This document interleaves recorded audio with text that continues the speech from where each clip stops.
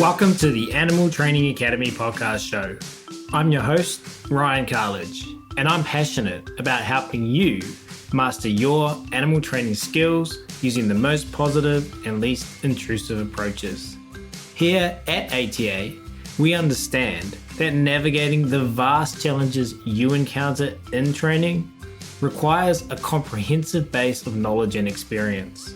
It's common to face obstacles and rough patches on your journey that can leave you feeling overwhelmed and stressed.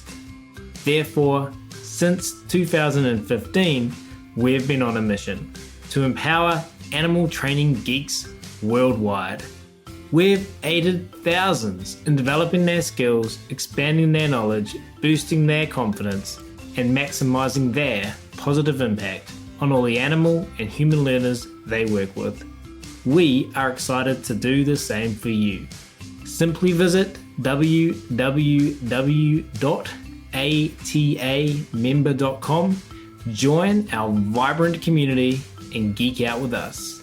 And of course, in the meantime, enjoy this free podcast episode as we explore new ways to help you supercharge your training skills, grow your knowledge, and build your confidence, so that you can craft a life that positively impacts every learner you encounter.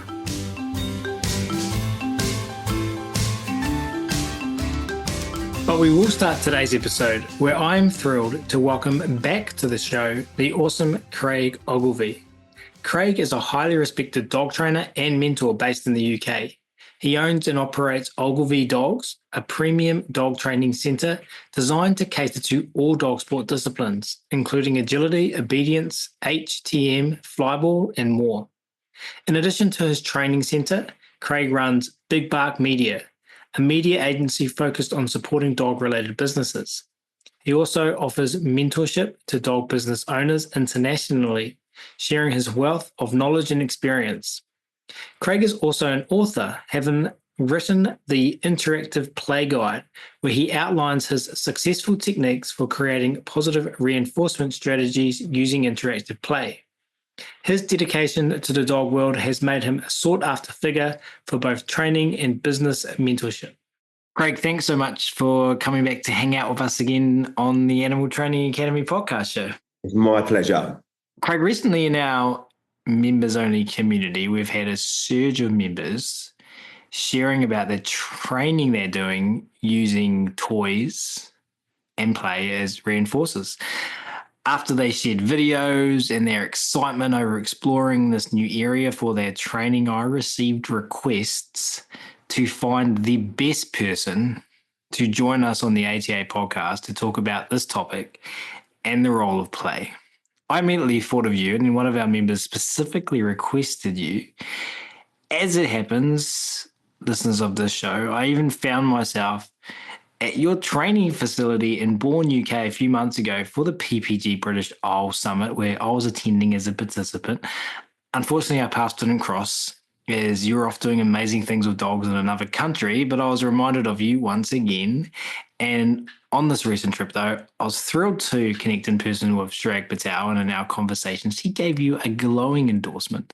So I love it when we bring guests onto our show, and it just feels like the timing is perfect, like all the stars are aligned. So here we are, ready for part 2 of this episode, where we're going to dive into your expertise on play. Now, if you're a regular listener of this show, you're probably sick of me saying, hey, guest, tell us the 5 most important things about plays. You know that I like my lists and I like to be super organized. We're not for this episode. We're just going to see where the conversation takes us. But I thought if we're going to be talking about play, Craig, the best place to start would be with a definition. When we're talking about play with dogs specifically, but feel free to expand beyond dogs if you'd like. When you talk about play, how do you define that word? Absolutely. So do you mean toy play or interpersonal play? You're talking about toy play, like interactive play, like I would do. I didn't know that you were going to offer me options. So let's go with both. If you think about interpersonal play, like I try to split it into two very basic groups as a starting point. It would be interpersonal play, which is basically interaction with dog in absence of toy, manipulating your behavior to encourage play-derived behaviors from your dog to the point that it doesn't escalate to mouth contact, skin, teeth to skin, or escalations that could potentially present a problem, which is something that people with dogs that have got like quite a strong time back to the predatory motor pattern tend to struggle with. The version of play that I tend to spend a great deal of my training focus on is interactive play, or interactive toy play, as I term it. And that is a capitalization of the predatory motor pattern, particularly up until the grab bite, and then leading into manipulating the process for the dog so that you've got all of the aspects of your interpersonal play and developing a unique experience for the dog, which involves them biting, tugging, pushing, mouthing, whatever their preference is with a toy. So it's really a little bit of a bridge between the two. But what you're basically doing is facilitating the dog's need and want to bite onto something during play, as well as giving them an outlet for those steps of the predatory motor pattern. Does that make sense? I couldn't say it back to you, but I think it makes sense. I'd love to be able to say it back to you, but I don't think we have time to dive into me trying to learn that. You talked about the predatory motor pattern and put on a couple of different hats for us here. So let's put on our ethological hat and think about play from how that serves this animal in the wild. Is play a term that you find in ethology? Yeah, 100%. So it's like if you think back to like your ethological hat, you're going to find that typically the predatory motor pattern is going to relate to the dog orientating, chasing, et cetera, towards prey creatures, and basically like the hunting aspect of what they would be doing. If we think about the way that we are giving domesticated dogs an outlet for that, I'm wanting to capitalize on the outlets all of the way up to the grab bite to make sure that we fulfill the dog's requirements or needs, giving them a sustainable outlet for that process. If you think about the other version that would happen with play from an ethological standpoint, it would be the development of predatory motor skills in a litter of puppies and developing their ability and learning. And that happens, across mammalians or predatory mammalians anyway. Like if you look at a pack of wolves, you will notice when they are playing, they are replicating predatory motor patterns / fighting skills as babies, all that help them later on in their life when they develop on to hunting. What we're looking to do here is basically facilitate that need for a domestic dog to make sure that they've got all of their outlets and no animals are harmed in the making. Yeah, let's stay there for a second. So when I was thinking about this episode today, this completely unrelated story came to mind where I was doing education in a zoo context, and we were training birds to free fly, and we used to work with eagles. The particular species of eagle that I'm thinking about with regards to the story I'm about to tell was a wedge-tailed eagle in Australia. And these birds have been observed in the wild to pick up sticks and fly really high up into the sky, drop these sticks, and then swoop down and catch them. Interesting. Very interesting. And some observers commented that this appeared to have no function that was understandable other than the word play. And so I would repeat these observations in my talking about, I can't remember how I slotted it in, but I did, and suggest that I was told by someone that came in, no, that's not right. You have to stop saying that. They were my new manager in this organization because animals in the wild do not have enough time to play. Okay. I wish you could all see Craig's face when I said that. Do you, is play therefore from an ethological level of analysis? Is it based on when we're talking about predators anyway, which we are because we're talking about dogs predominantly right now, or wedge-tailed eagles in my case? Is it focused on that predatory motor pattern? Is it focused on the parts of that chain? Do you think? but also like adaptive learning and the ability to develop social skills within inside the group.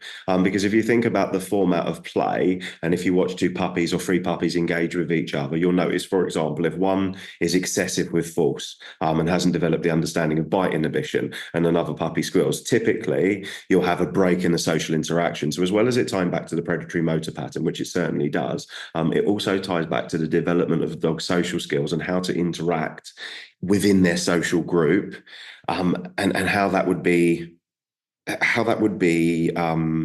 responded or received by the other members of that social group. Because otherwise, what you would end up with is a load of puppies with absolutely no bite inhibition, absolutely no ability to interact in any type of social manner. Does that make sense?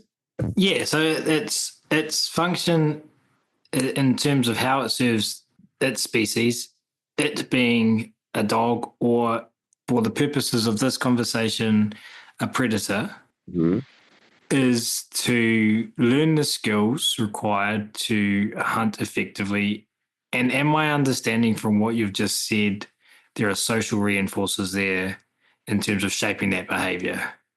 Yes, absolutely, because they're developing social skills through the premise of play. And if you watch like a group of like, so for example, when I was younger, I used to spend hours with the litters of Malinois puppies, and you would watch as they develop all of their motor skills and motor patterns, play and engagement starts to pick up, and you get, along with play and engagement, you get competition over resources, you get chasing, but you get all of these parts of, the predatory motor pattern, so to speak, but you get the dogs developing a way of interacting with each other in a reinforcing manner rather than there being consistent conflict. And, 7 out of 10 times, you see the group develop those skills by themselves through good social interaction. And that follows suit onto the mum. Like they're interacting with the mum as they start to get older. They become a real pain in the mum's bottom, so to speak, as they start to get a little bit older because it becomes too intense for mum. But you can really see not only the time back to the predatory motor pattern, which is one aspect, but also the development of social skills within the group and the ability to interact socially from a play context with inside of the social group. Does that make sense? It does. And then thinking to now, let's take off our ethology hat, put on our applied behavior analysis hat, and think about the average dog you're working with, because I'm sure there's outliers, is the reinforcer tied to, help me understand this, the reinforcers are meeting the biological needs. What are the reinforcers?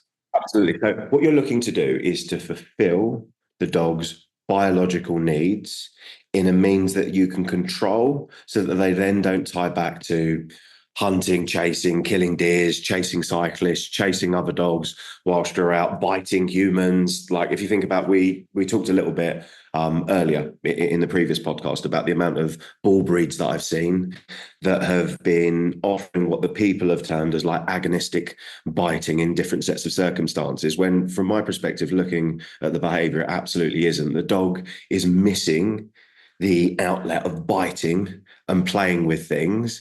Mum or dad have come home with a big fluffy jacket on. They've jumped up the caregiver. They've tried to push the dog away to try to stop them because they don't know any better. And the dog's gone, oh, wow, look, this is an amazing game. And this person's got this big swinging puffy jacket around. That looks like a great addition to the game. And they bite onto the puffy jacket. And of course, as they do so, the mum or dad starts to wave and scream around like a big interactive play toy, and then the dog's having like the best time whilst also tearing their mum or dad's jacket to pieces. So it fulfills a biological need depending on the genetic influence on behavior of the individual. If you've got a basset hound, the ability to play and the desire or the time back to that predatory motor pattern in the context of chase and bite may be varied in comparison to what it would be with a Malinois.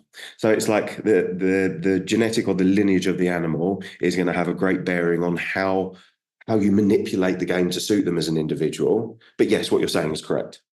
And so with the example of the dog biting onto the jacket, Mm-hmm.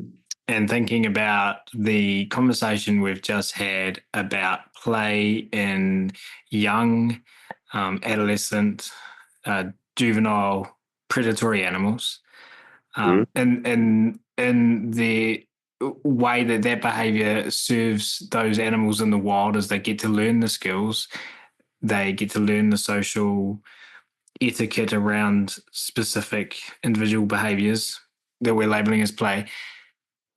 Our animals that live in our house, our dogs, they're not learning those skills at a young age. Yeah, they are. Yeah. Okay. So if you think about like a group of puppies, I sit with a group of Yeah. Malinois puppies and I watch them. They are developing all of the social skills within the nest or the litter of or the group of puppies. What they're not what they're not doing is getting the predatory outlets that a group of young wolf cubs, to use the comparison, would do as they start to develop further and further. Well, they will do. You'll see them stalk and you'll see them hunt and pounce on each other, but it's replicating the predatory motor pattern. But there is obviously a great deal of sociality or social development involved in that, as where obviously when these puppies come out of the nest, very quickly they start to develop the ability to hunt in their social structure, which is the outlet that I'm looking to facilitate as we progress on with the dogs that we're working with domestically. But their social skills are certainly developed within the nest, and then they continue to develop depending on the setting that they're in at home. So like we got a puppy border collie called Cha-Cha a year ago now. So she's just over a year old. So when she comes into our household of now 6 dogs, at that point 5 dogs, she's developing her social ability with all of the dogs at home. And what she's learning is social boundaries, different interaction styles, calming signals, and all of those things that occur as part of social interactions. What she's not getting in that setting is her ability or any outlet for the predatory motor pattern in the sense of hunting. And that is manipulated by the training that we're doing and the outlet of reinforcement that we give her. So that ultimately, when she was to see a rabbit, the reinforcement that we're offering in that set of context would override that of the rabbit just due to reinforcement history and having more access to what we give in comparison to what the rabbit would give. Does that make sense? Yes, and for most dogs that don't end up living in Craig's house, Yes. they're they're learning the skills with their litter mates, and Mhm. and then they're moving into a different context, which is the house of whatever human family that they end up living with. But they're not learning the skills to, in that context, effectively access those reinforcers.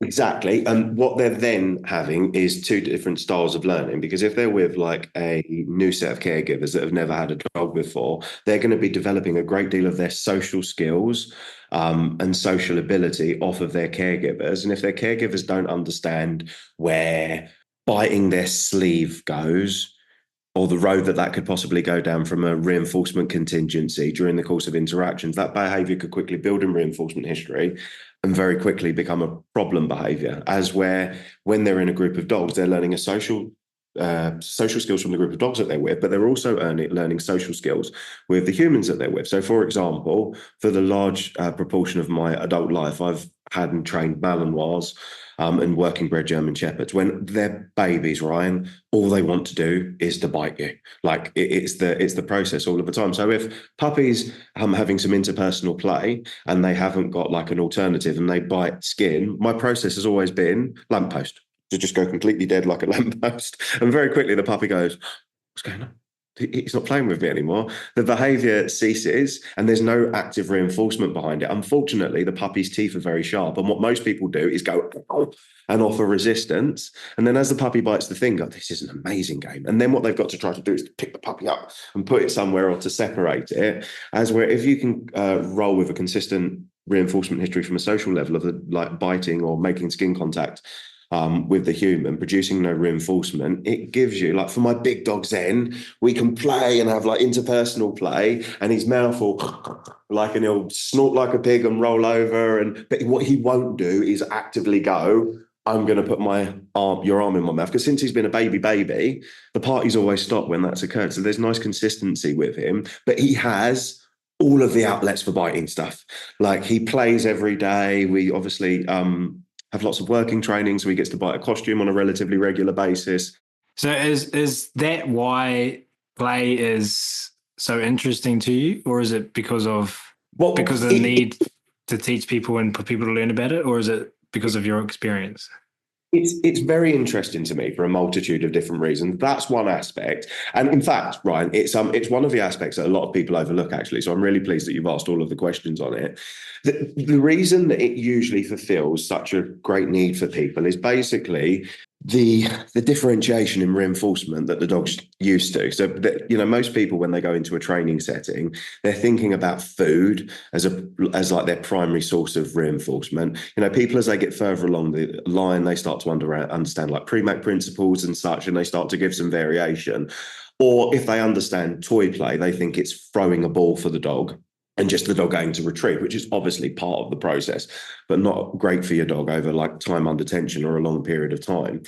As where like the best thing for me is watching the dog develop this style of play and engagement with a handler that then allows them to come completely out of their box that they're used to with regards to the interaction that you get. Because, a lot of people biting anything is almost like a chastisable behavior. If you think about like a conventional pet caregiver setting, it's if the dog bites something, it's not something that they're supposed to be doing, which is completely misconstrued with their understanding, as where once you give the dog an outlet to do that in the correct manner and put all of the parameters in place, you then see the dog's reinforcement structure change, and then all of the things that the person wants the dog to do get performed at such a higher level because the dog is really, really interested in the reinforcer in that set of circumstances. So yes, it gives them an outlet, but what it also does is changes the relationship or the dynamic between the caregiver and the dog, because now the caregiver has got an additional reinforcer that the dog is really, really interested in, and it allows them to develop that skill set. Does that make sense? It makes sense that what you're getting from it is, I mean, give me a ballpark figure. How many dogs do you think you've worked with? Now, I want to Jesus. frame the question like, how many dogs have you worked with in the relationship to play? But I think it's potentially the same question. Thousands, Ryan, at this point. If you think I'm 37 now, I've been training dogs to bite things my whole adult life. So that's 20 years of working through processes like this.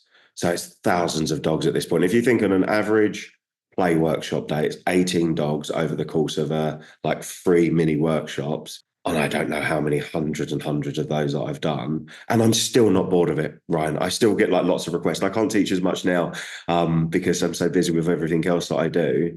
But I still enjoy it so much because it's different for the vast majority. If you're working with a sports dog handler, you can start to work through technicalities, reward specific markers, reward placement, variation to the way that play's adapted. If you're working with a fresh out of the box caregiver that's struggling with their dog chasing squirrels down the park and they're trying to call it back for a crusty bit of kibble, and you introduce like a roadkill extension toy or a fluffy chaser toy to them in the correct manner, and the dog is now chasing it super enthusiastically, and their recall performance goes up by like 200% because the dog is so engaged by the reinforcer. Both of them for me they're the same process but different outcomes. Does that make sense?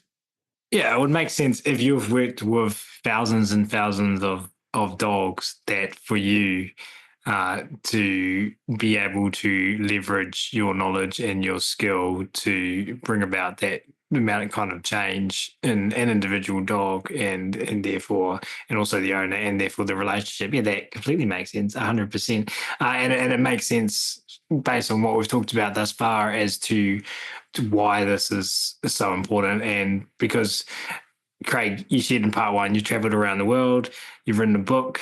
There is a huge demand for knowledge and skill development when it comes to play. Am I wrong? Yes, yes, and it still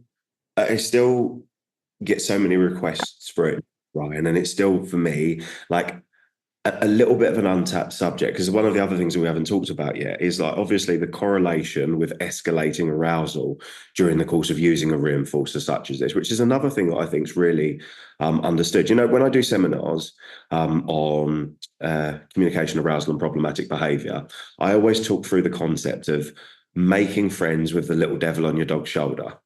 And like a lot of the time particularly in a behavior setting, I find that arousal is almost like Or we've got to be really, really careful with what we do, because what we don't want the dog to do is to get too aroused, because that could potentially present a problem. And what I always talk to people about is, gauging neuroplasticity, so to speak, and looking to increase the dog's ability to communicate in escalating states of arousal in a controllable setting, and ultimately stretch the elastic band out so that the dog has got plentiful experience communicating, engaging, responding to cues in an escalated state of arousal, rather than, as so many people do, I find, is I usually always use the comparison trying to teach a dog to shoot in a gunfight, which means, trying to adopt a high level set of skills in a very stressful environment. So the dog's seen a squirrel and they're trying to get the dog to recall back to them, engage. The dog is super aroused during the course of a training session.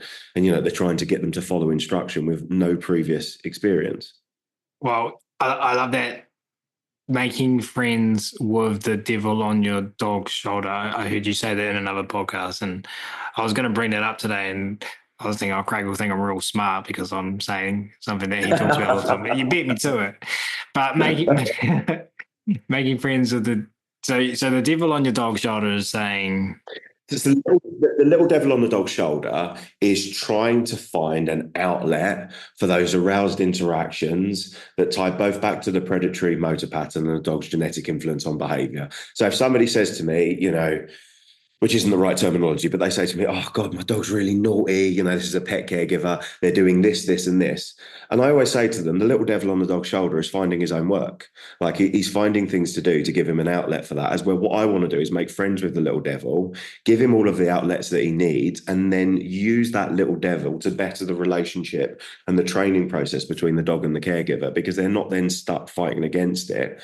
And I find so often the barrier and the understanding of what arousal looks like in a training setting and how it can be really well functionally used for the benefit of both the dog and the caregiver is usually misconstrued.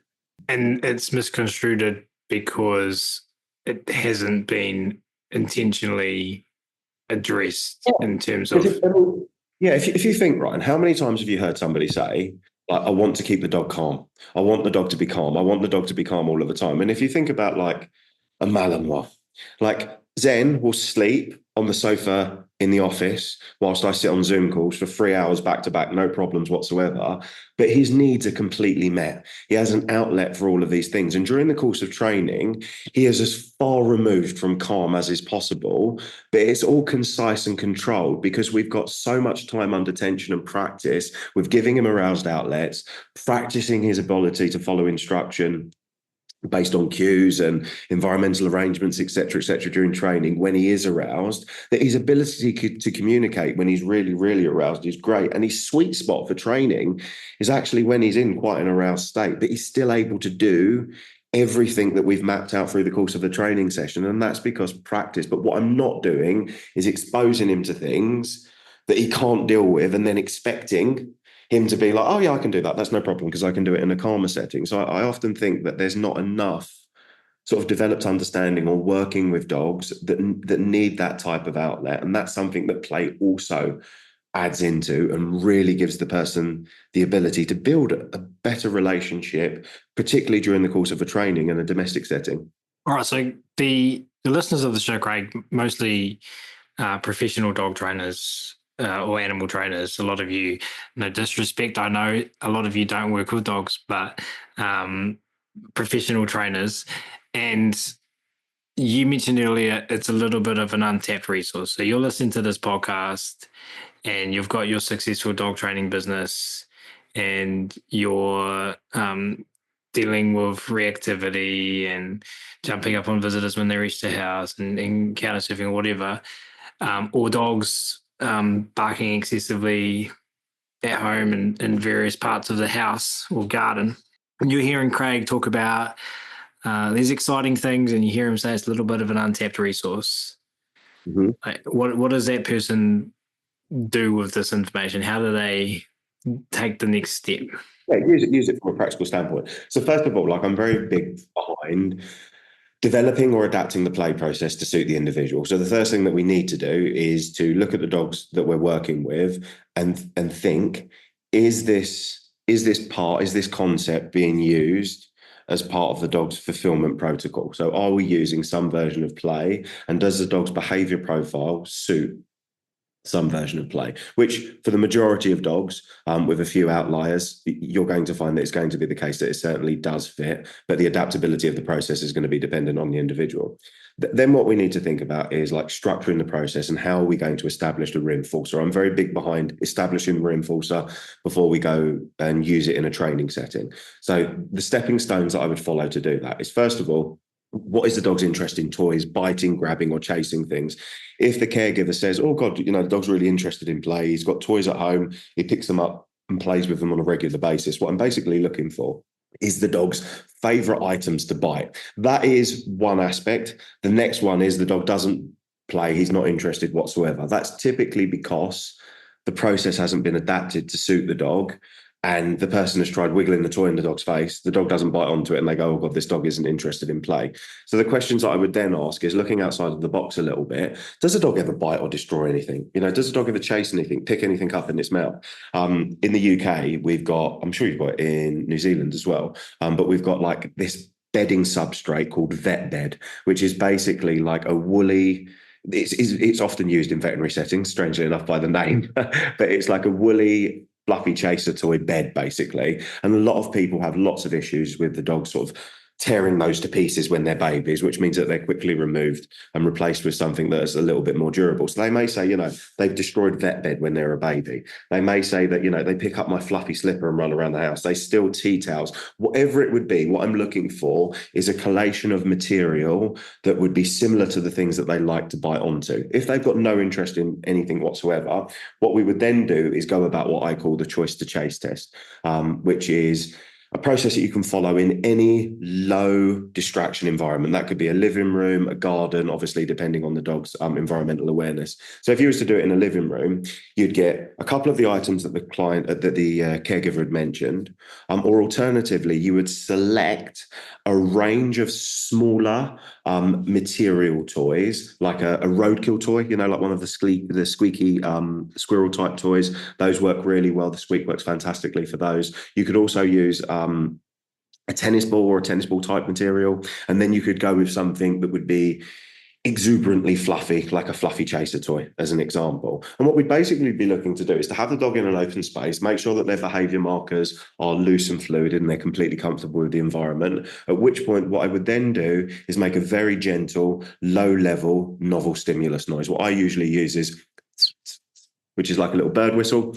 And then the dog goes, oh, what's going on over there? As they head check me, I'm then going to throw the item in the opposite direction. What that gives me is a completely free-flowing ability for the dog to make the decision to orientate towards the toy with absolutely no inadvertent pressure from the caregiver whatsoever.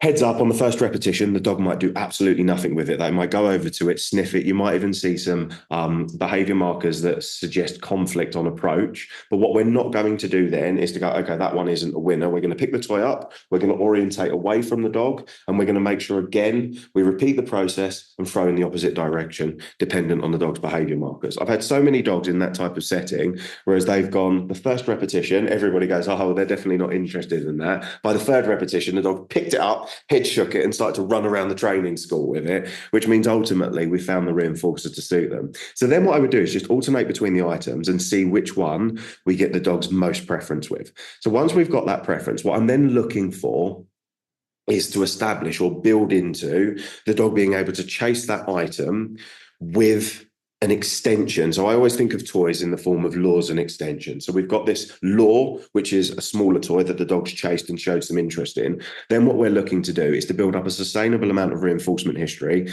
so the dog's happily chasing it, picking it up, head shaking it. If they're happy to bring it to you, you can start to eke into a little bit of a tug, which we'll talk about in more of a structured manner in a moment. So once a dog's got really good reinforcement history with that singular item, then I'm going to attach a bit of cord, which would be no less than 3 millimeters in diameter, to make sure if the dog was to bite it, it's not going to hook in between their teeth or damage their mouth. And it needs to be approximately 1.5 to 2 meters long.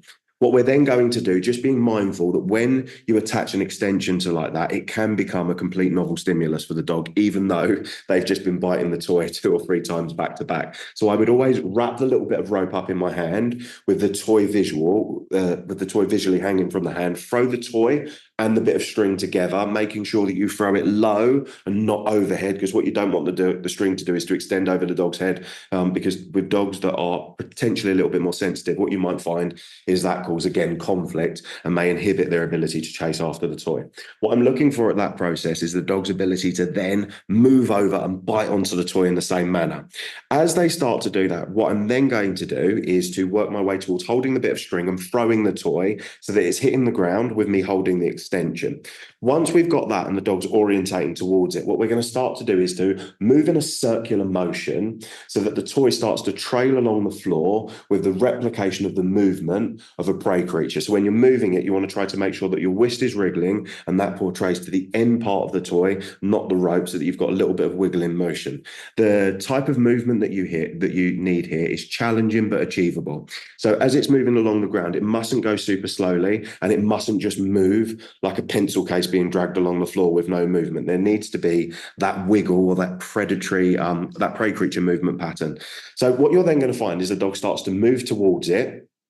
Usually they do what I call the snow fox pounce, which is basically orientation with the front paws to try to stop it. What we're going to start to do is to build towards the dog, incrementally chasing the item, which will then lead into the grab bite on the move. We want the dog, from a reinforcement contingency standpoint, to believe that their action on trying to bite the toy on the move is the one that catches the toy, not you pausing the toy and waiting for them to bite it, because otherwise what they'll start to do very quickly as part of the process is herd the toy as it's moving, wait for it to pause, and then bite onto it to move, which can be beneficial for dogs that are very strongly tied back to herding, such as border collies, et cetera, et cetera. But for the process, if we can get them chasing and biting, that tends to work quite well. So dog bites onto the toy. Our attachment point is 1.5 to 2 meters away from the dog. What most people do at this point is they go into an overzealous manner of tugging. They pull in at their elbows and jerk up and down. We do not want to do that. What we want to do instead is to hold the toy with a nice straight arm. You're going to move 2 steps left so that you've got a nice, what I call it is like tactful tension. You want enough tension on the toy so that it's creating resistance, but not so much that you're pulling it out of the dog's mouth. So you take 2 steps left and 2 steps right, so you've got like a nice swaying motion of the toy having just enough tension for the dog to start to create resistance. As the dog starts to create resistance, they're going to do one of 3 things. They're either going to tug and resist back, which is perfect. They're going to hold strong and start to sort of double down on the toy, or they're going to start to move towards you. What we're aiming for is to manipulate the play style to suit the dog. The movement during the game tends to be beneficial for the tugging process. So by keeping that lateral motion of 2 steps left, 2 steps right, what we're going to encourage is a little bit more movement during the course of the tug.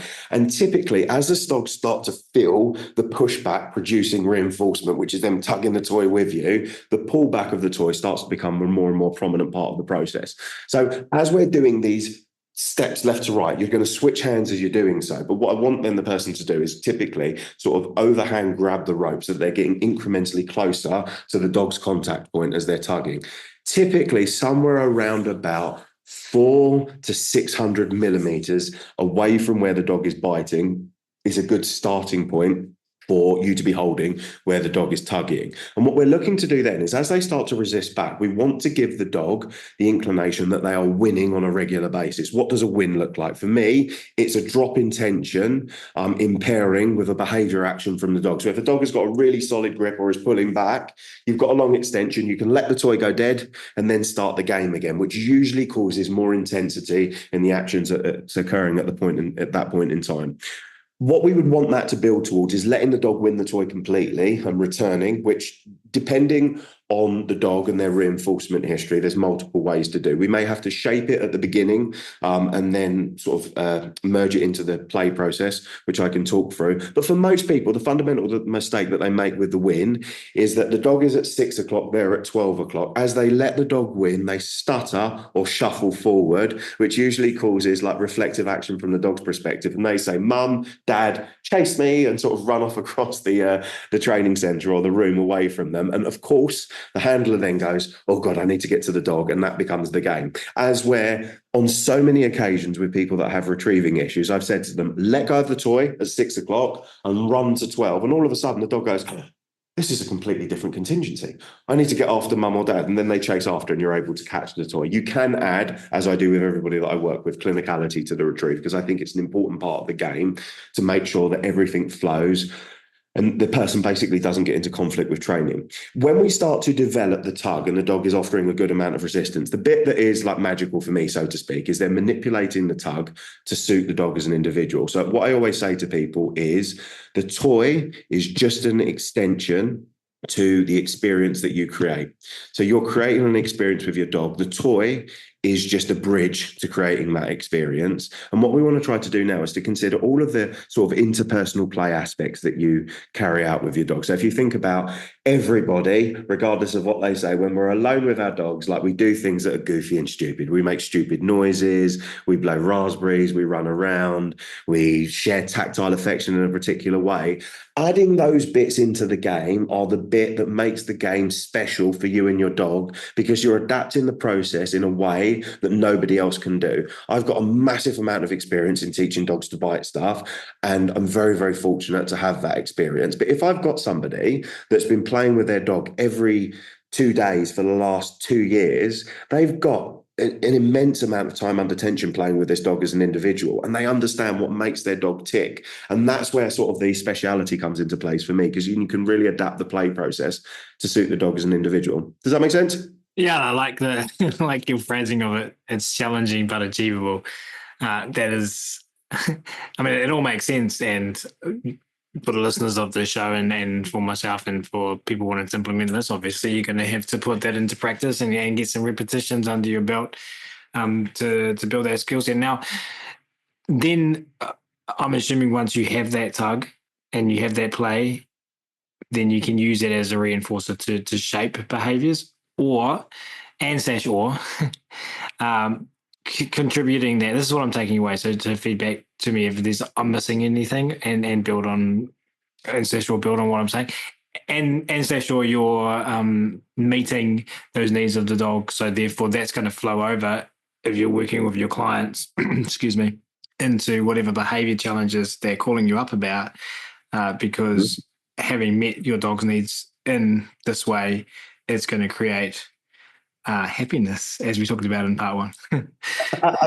Absolutely. But if we dig in like a tiny little bit deeper, if you think about we've established play as a reinforcer. What I'm looking for is sustainability with the dog's response in an average of 5 sessions. So if we was to go into the garden where we'd set the session up, and we was to follow the antecedent that would suggest toy play is going to be available, and we get the same response, same engagement back to back, that's indicative to me that in this setting, in this learning environment, the dog is quite happy with play as a reinforcer. Now, if we was thinking about from an outlet perspective, a dog that was potentially struggling with mouthing, etc., at home, what we would start to do then is manipulate the reinforcer into some parameters that give the dog clarity with their availability of biting the object and the limited availability of biting the person. So that may be stop games, as I call them. So one of the things that I'll do as a foundation game is like I'll have a little bit of food in hand. I'll start off with a low-level food follow. I'll move off, pause with dynamic movement, which body language markers suggest to the dog that I want them to stop. They stop and I mark and reward them with food. And then I would elevate the process of doing the same thing with toy play. The only difference being is as the dog offers a dead fixed stand or a sit or whatever behavior we're working on, then the toy becomes accessible. So you're developing almost what I would call an unreasonable set of circumstances. If somebody was looking, they'd say, well, you're running from the dog with a toy in your hand. It's inevitable that they're going to bite you. It's not if you follow the steps leading up to the dog going.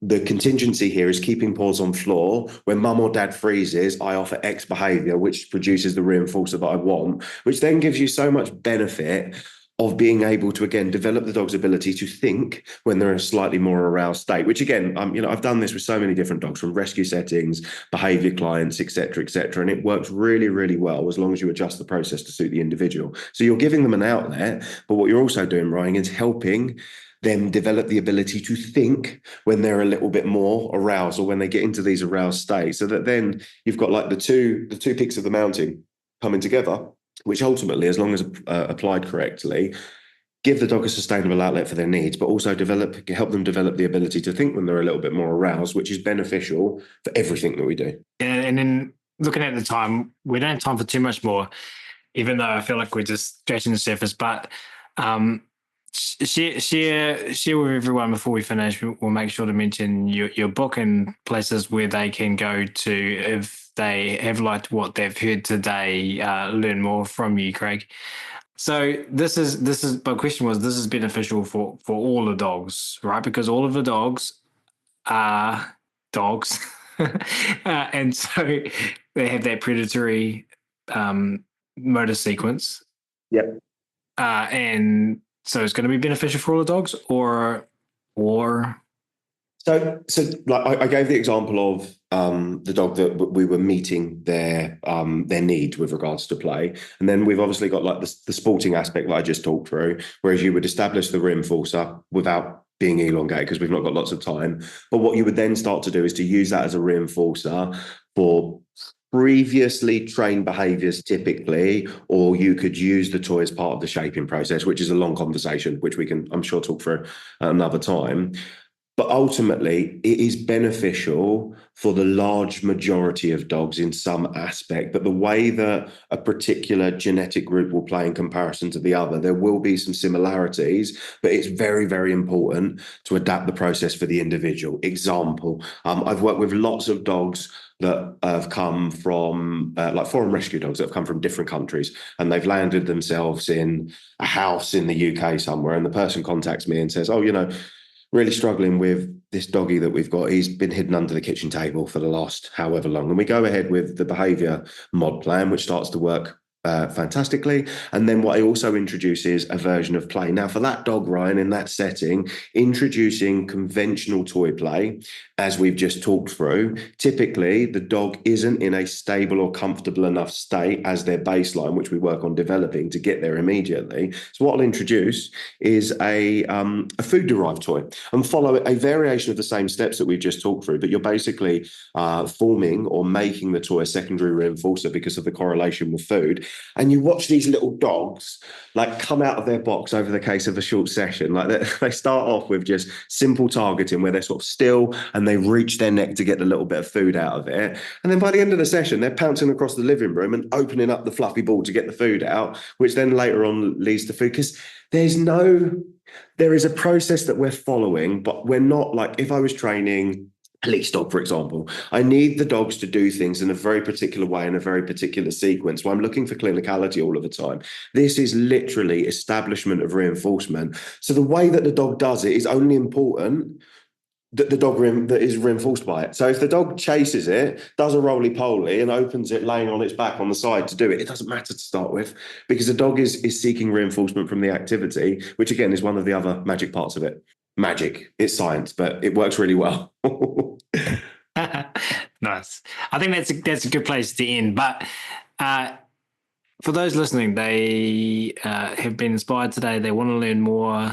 They can see you in some random country around the world, Switzerland or Australia. Potentially, already you have done those by the time this is released. But they can read your book. They can. Where else can they go? What are their opportunities to learn more from you specifically about this topic? If anybody's got any questions whatsoever, it's Craig Ogilvie Dogs on Instagram. That's the best place to reach out and contact me. I'll happily have conversations and sort of chop it up with people if they want to message me on there. The website is ogilviedogs.com.